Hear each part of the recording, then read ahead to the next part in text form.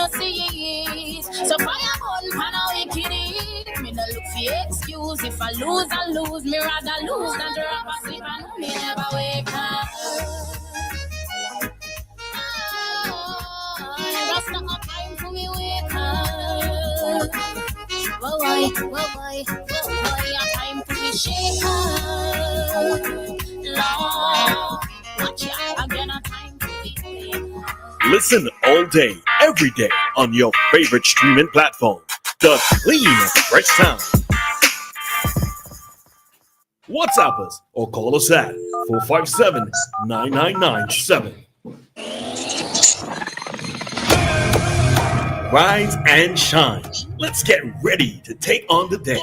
Activated Mornings on WEFM 99.9 is on now.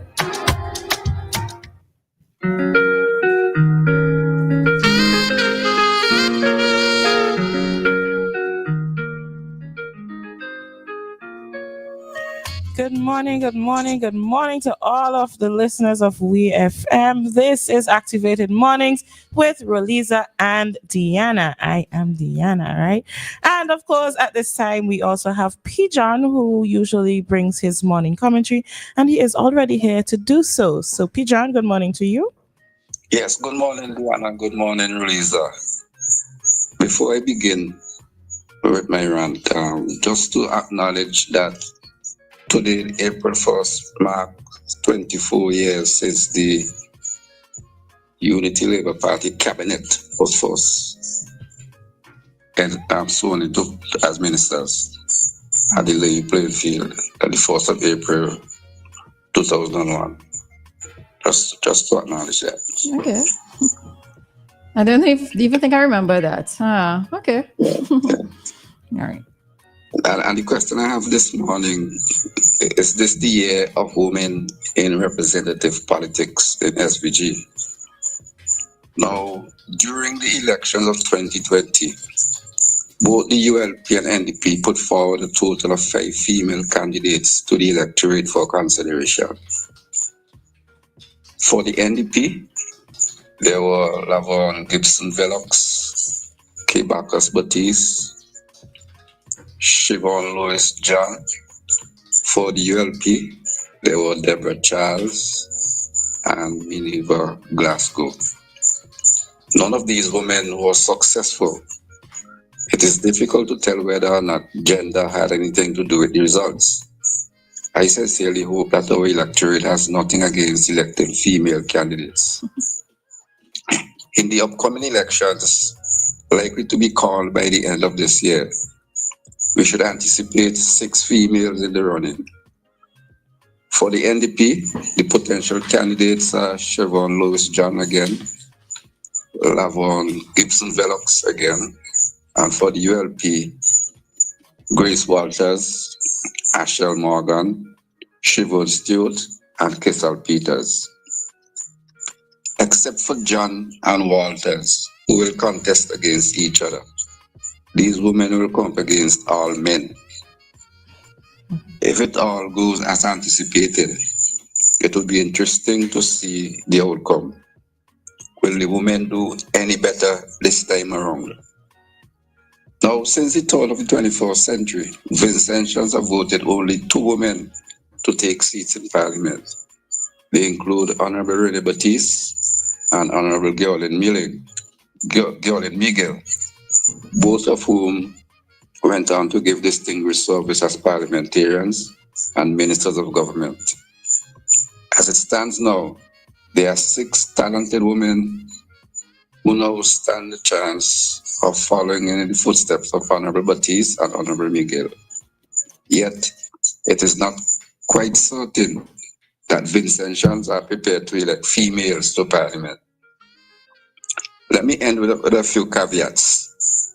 The females referred to in this rant are just potential candidates. They are mentioned only because their names are being called. Nothing is definite. Further, I heard of a third party which may field at least 1 female candidate. There's also an independent female candidate. I choose not to include them since our elections will be a 2-party contest between the NDP and the ULP. And that's my rant for the day. All righty. Thanks, PeeJohn.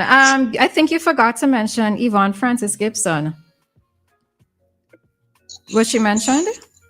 No, not from 2001.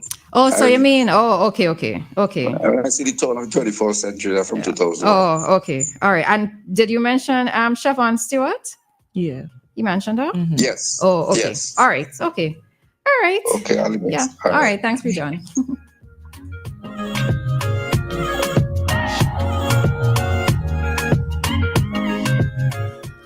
All right, so that was our commentary from PeeJohn on our Activated Mornings, actually our first talk segment of the morning.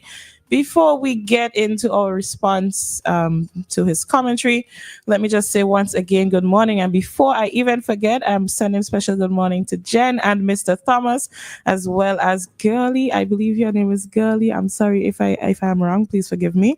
But to those persons who saw me on Saturday and you said, hey, we're always listening, a special good morning to you.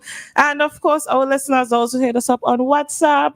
If you didn't hit us up on WhatsApp, those on the live, on Facebook, on YouTube. And those of you with your radio listening to us, even if it's an old school radio, even better, it's been a while since I actually saw. Roleza, you have one of that in your house? Of course. I was gifted one by a former employer. Well, I always used to borrow his, when I used to go to lunch, in the office, he had it. I just called them the Watchman radios. So he had a Watchman radio. So when he was leaving, he gave me the radio because I was always borrowing it anyways. So good morning to my former employer.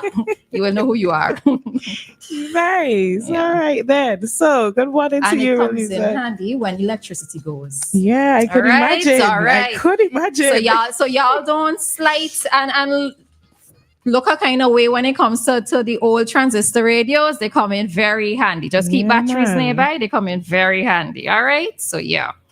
All right. So good morning to you as well, Dianna. Good morning to all the listeners, whether you are on the live, whether you are listening traditional radio land, whether you are listening online, whichever way it's which you are listening and viewing us. We are happy to have you here with us this morning. And as you there calling out persons, to say good morning to, I keep forgetting to mention or say give a shout out to our cousin of mine from Paul's Avenue. I actually don't even know the difference between Paul's Lot and Paul's Avenue, but Paul's. I just thought it was the same thing. Yeah, I want to believe that they're interchangeable, but anyhow, right? So good morning to my cousin, Kathy Telesford. Hope that you are okay. I know that she's always listening. So just saying good morning to her. All righty. Right. So one more person, Dan the Force of TTI. You know who you are. Good morning to you as well. Yeah. All right. So let's just delve into this topic that PeeJohn put forward today. His rant. It is good for me to see women stepping up to the plate. Again, as I said before, there are many times when we think of politics as being a man's world. Simply because men like, I suppose, the grit of it. And women just don't want to have to be involved in it. And again, as PeeJohn kind of hinted at, is it a case where men also don't take women in politics seriously?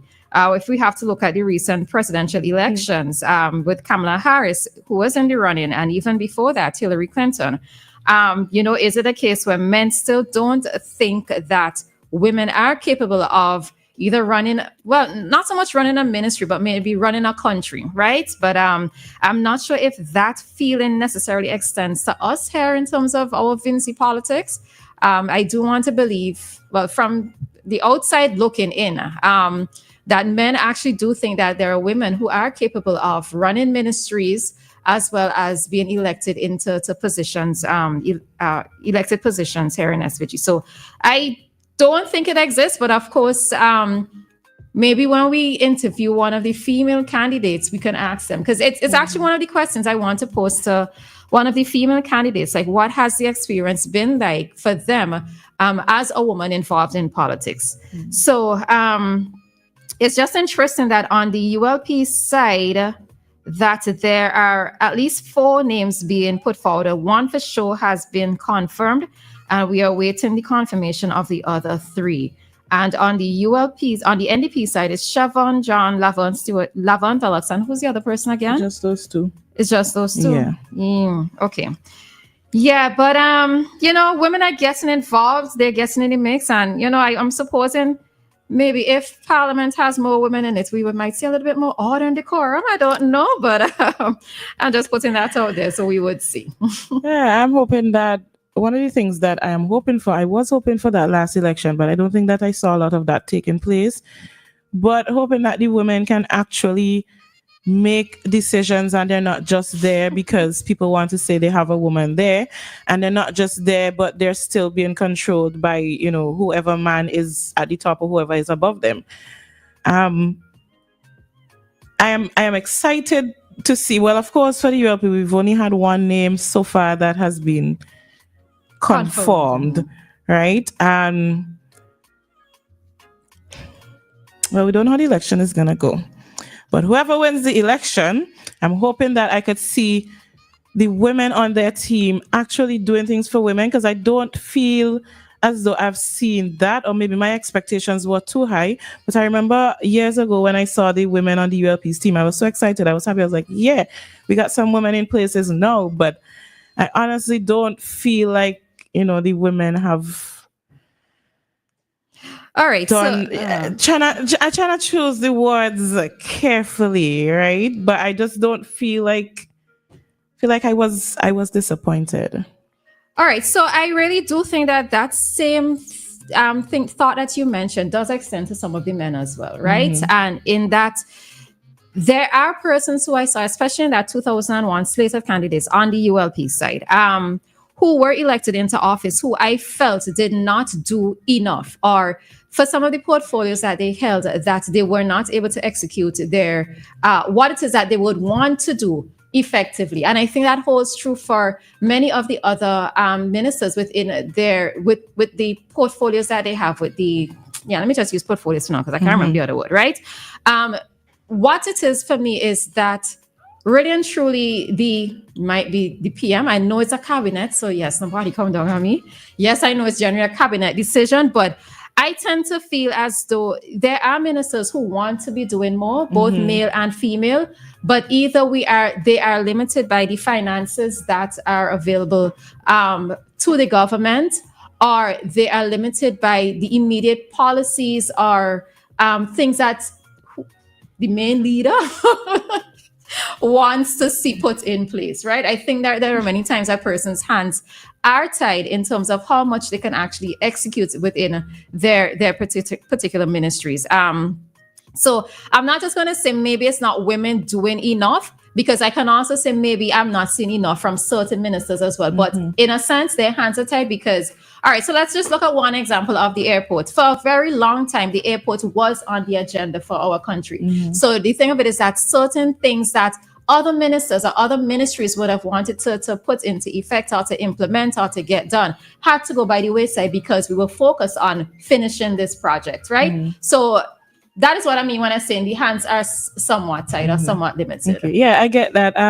That's true. I do recognize that the males do, sometimes don't do what we expect them to do, but I was focusing specifically on the females. When I saw that we have some females there, I'm like, yeah, we got some female representation. But in terms of what would you want to see, though? I don't know. Specific things relating to women and issues affecting women. I want to see them, championing some more causes and not the march and rallies and the lectures and these kind of things. Of course, we know these things will be included and you have to have some sort of lecturing, some sort of, you have to talk at some point. But I just feel like they were just there. That's how I feel, like they were just there. Okay, no, I'm trying to see, for you to pinpoint on something in particular. Okay, so at the time we would have had Minister Rene Batiste who was in office. Oh no, we're not. So who you're focusing we're talking on? about the newer ones. Because to be honest, I wasn't paying attention to those. I can't say if I know of things that they've done right now off the top of my head. Talking about the older ladies like Miss Batiste and Caroline Miguel. So I was focusing more on the younger generation, the newer ones. I don't know, but for some reason. So call a name of who it is. So we have Kisal Peters. We have Senator. Well, she's not a candidate, but we have Senator Bob. We have Miss Morgan. So you So want we have, to see them you champion know, more I just causes for thought that I women? would see. I feel like they were just doing the normal things that you're accustomed to see. And I just figured if I see these women there on the team, that they would probably speak up a little bit more for women, or they would put certain things in place to help out some of the issues that are affecting women. For example, this last year I saw. Well, that was when Miss Kissel Peters she just got the Ministry of Mobilization because she wasn't there before. And then I saw them having the days of activism, something or the other. It was just pictures of them in their orange shirt and you know, probably a little caption or something like that. Like, I mean, All right, I'm not defending anybody, but the thing of it is that most times when we hear them publicly, not so much Kisa, because Kisa Peters actually has a ministry, but the others, the one time we really hear them is in Parliament. So it's, unless it's a case where you want to hear them being a bit more vocal on issues, but it depends on what the topics are that are listed, or even if they respond to something from the budget in that way. But it's Parliament. Well, I mean, it's the only place that we usually hear them speak. But is it the only place that they can speak, though? So you want for them to use their like personal platform? I mean, if they are, we're looking at them as they are in a higher position than us. So to some extent, for me, like I said, maybe my expectations are a little bit too high. But to see these women in the places, I'm not there. So I feel good that somebody is there who supposedly can relate to me and things that affect me in a way that the other men cannot. So I suppose for me it's what platform do you want for them to use? Is it going to be their personal platform, social media platform? No, it does not have to be. All right, let me take this off just so, because I just realized we are talking the whole time. All right, let's go. All right, so we gotta go. We gotta go. It's already 7:35 and we have to head into our traffic talk. WEFM.